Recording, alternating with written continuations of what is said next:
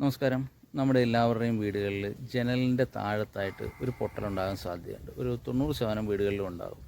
അതിനുള്ളൊരു സൊല്യൂഷനുമായിട്ടാണ് ഇന്ന് നമ്മൾ വീഡിയോ ചെയ്യുന്നത്. ഇത് നമ്മൾ കുട്ടനാട്ടിൽ ചെയ്തുകൊണ്ടിരിക്കുന്ന ലക്ഷ്യയുടെ ഒരു പ്രൊജക്റ്റാണ്. വീഡിയോ നോക്കിയാൽ കാണാം. ഇവിടെ വെള്ളപ്പൊക്കമൊക്കെ ഒരു കോമൺ ഫാക്ടർ ആയതുകൊണ്ട് വീട് നമ്മളിത് ഫ്ലോർ ലെവലിൽ നിന്നും ഒരു 6 അടി പൊക്കിയാണ് വെച്ചിരിക്കുന്നത്. അതിന് മുകളിലേക്കാണ് നമ്മൾ വീട് സ്റ്റാർട്ട് ചെയ്യുന്നത്. ഇപ്പം നമ്മൾ പറഞ്ഞതുപോലെ വിൻഡോയുടെ സിൽ ലെവലിലെ ക്രാക്ക് ഒഴിവാക്കാനായിട്ടുള്ള സൊല്യൂഷനാണ് നമ്മുടെ ഇന്നത്തെ വീഡിയോയിൽ. നമ്മുടെ എല്ലാവരുടെയും വീടുകളിൽ ഒരുമാതിരി പൊതുവേ നമ്മൾ കാണുന്നൊരു സംഭവമാണ് ഈ വിൻഡോയുടെ കോർണറിൽ നിന്നും താഴത്തേക്ക് പൊട്ടലുണ്ടാകും. നിങ്ങൾ നിങ്ങളുടെ വീടുകളിൽ നോക്കിയാലും അത് കാണാൻ സാധിക്കും. ഇങ്ങനെ താഴത്തേക്കൊരു പൊട്ടലുണ്ടാകാനുള്ള സാധ്യത ഒരു 90% ആണ്. അത് ഒഴിവാക്കാനായിട്ട് നമുക്ക് ഈ സില്ല് വാർക്കുന്നതുകൊണ്ട് സാധിക്കും. ഇത് ലൈറ്റ് വെയിറ്റ് ആയതുകൊണ്ടാണ്, ലൈറ്റ് വെയിറ്റ് ബ്ലോക്ക് വെച്ച് ചെയ്യുന്നതുകൊണ്ടാണ് നമ്മൾ ഫുള്ള് വാർത്തിരിക്കുന്നത്.